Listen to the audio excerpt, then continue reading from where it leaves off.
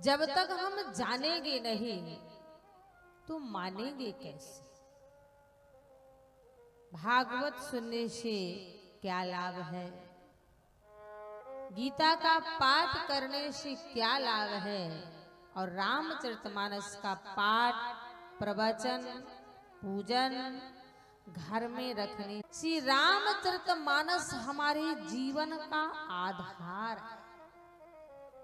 जैसे समय हम लोग जब घर से निकलते हैं ना तो आधार कार्ड लेके पहले निकलते हैं। आधार कार्ड से पता चल जाता है कि हम कहाँ के रहने वाले हैं, कौन है, कौन सा हमारा नगर है, तहसील है, जिला है, कौन सा हमारा प्रदेश देश है। ऐसे ही ये रामचरितमानस है, हमारे जीवन का आधार है। इस रामचरितमानस में व्यवहारिक जीवन है, और जिसका व्यवहारिक जीवन सही है, कहते हैं ना, भविष्य की सोचो नहीं, भूतकाल को देखो नहीं, और जिसका वर्तमान सही है उसका जीवन सही है। इसीलिए वर्तमान सही रखना चाहिए। एक एक कदम में प्रारब्ध बनता है, गतम ना सोचो।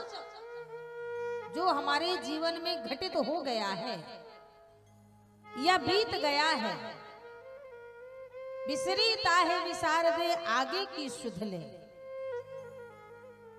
पर अब जितना दिन रह गया है, अब लो नसानी अब ना नसइहो। जितना हमारा जीवन रह गया है शेष, और इस जीवन का भी कोई भरोसा नहीं। बोलो, 2 साल कोरोना लगा और अभी भी कोरोना गया नहीं है। भारत के कोने कोने में घूम रहा है। बोलो भाई, घूम रहा है ना। पहले साल का कोरोना, दूसरे साल का कोरोना, कभी भी मुँहे में मुस्की नहीं लाग हुई जो मुस्की लगाए घूमती रहा। बोलो भाई, है? पहले गाय भैंस के मुँहे में मुस्की लागत रही है, अब इंसान के मुँहे में मुस्की लागत। भगवान के लीला भी बड़ी गजब है महाराज। जानते हो ये कोरोना क्यों आया? इंसान के मुँहे में मुस्की काहे लाग? का इंसान के मुँहे का कोई भरोसा ना, का बतियात है, का कहत है, कुछ भरोसा है? तो भगवान ने कहा है कि इनको मुस्की लगा दो तो करता रहेगा बस। इसीलिए वाणी को बड़े संभाल के बोलना चाहिए। ये शब्द हमारे, अगर आज हमने बाबूजी से 2 बात अच्छा से नहीं किया होता तो क्या ये 150 किलोमीटर यहाँ चल के आते? ये चल के यहाँ आते? कितने कथावाचक नहीं इनको मिले होंगे, कितने लोगों से नहीं बतियाए होंगे, पर केवल फोन से ही बात हुआ। और आज जब हमसे मिले तो बड़ा शब्द एक इन्होंने रामचरितमानस का चौपाई बोला पप्पू भैया, बड़ा सुंदर बोले। चितवत पंथ रहो दिन राती, आवे प्रभु देखे जुड़ानी छाती।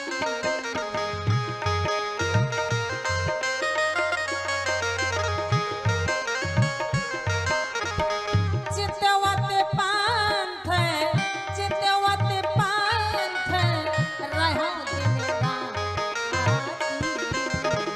आवे प्रभु देखे जुड़ानी छाती।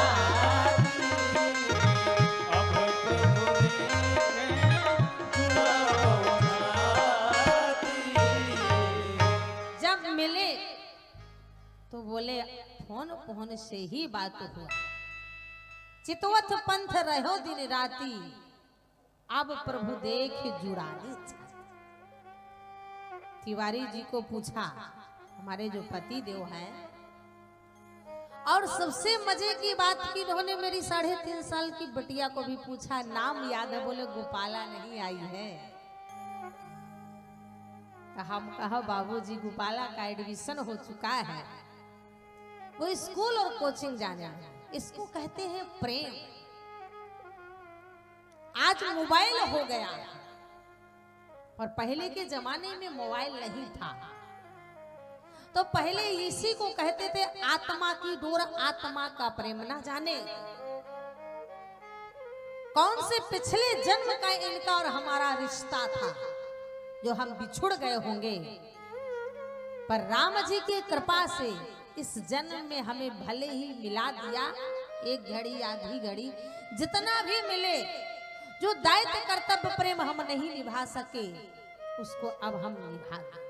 पर वही है कि मिलत एक, कोई कोई जब मिलता है तो ये लगता है हे भगवान ये काहे को मिल गया, बड़ा दुष्ट है, बड़ा दुष्ट प्रवृत्ति का। बोले मिलत एक दारुण दुख देही, अब बिछुरत एक प्राण हर ले। किसी के मिलने से कभी कभी दुख होता है और किसी के मिलने से बड़ा अगाध प्रेम, बड़ा रिश्ता वो बन जाता है। रिश्ते बनाए नहीं जाते हैं, रिश्ते बन जाते हैं, रिश्ते तोड़े नहीं जाते हैं, रिश्ते टूट जाते हैं। कहने का तात्पर्य हमारा यही था, केवल प्रेम के कारण। और रामचरितमानस में भी लिखा है कि राम ही केवल प्रेम प्यारा, राम ही केवल प्रेम प्यारा,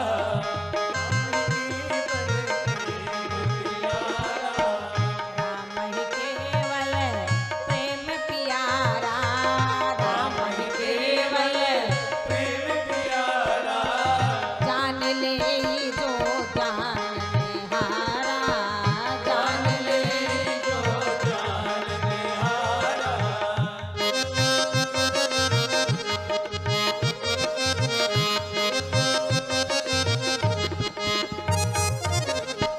तो महाराज ये प्रेम है।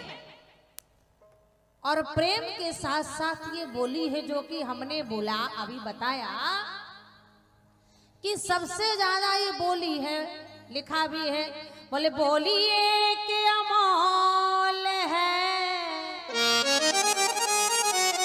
और जो कोई बोले जान, ये तराजू तौल के तब मुख बाहर आ।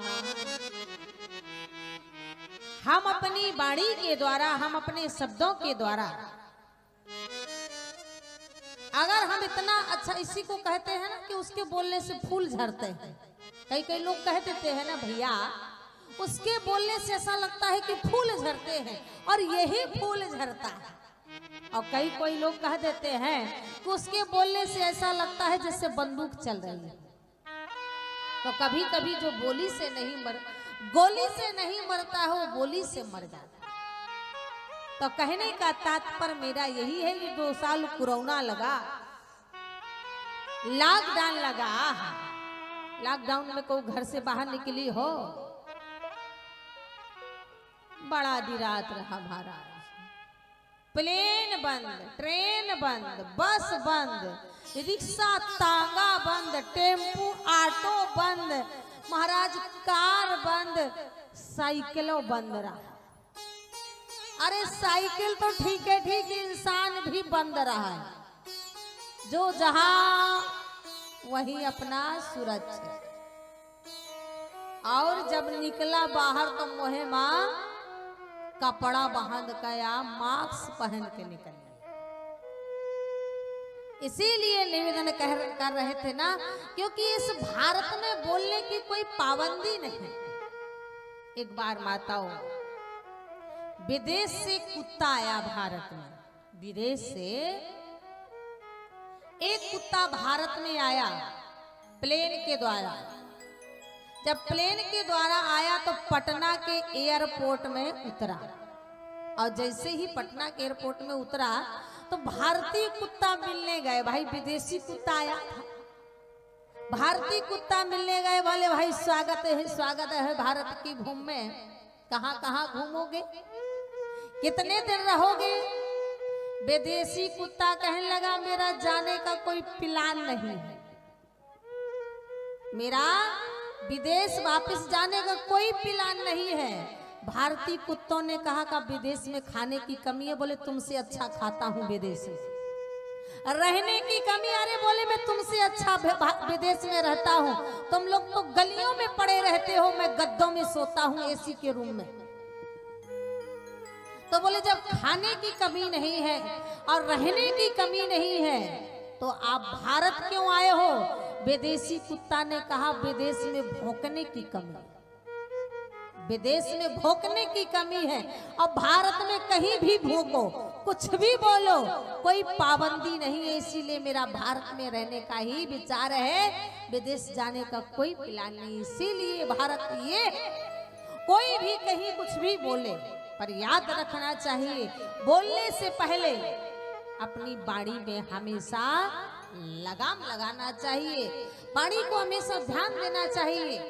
हमारे द्वारा किसी को दुख तो नहीं हो रहा है, हमारे द्वारा किसी को परेशानी तो नहीं हो रही है। इसीलिए कहा गया जब दूसरों के बारे में भला सोचेंगे तभी तो हमारा अच्छा होगा।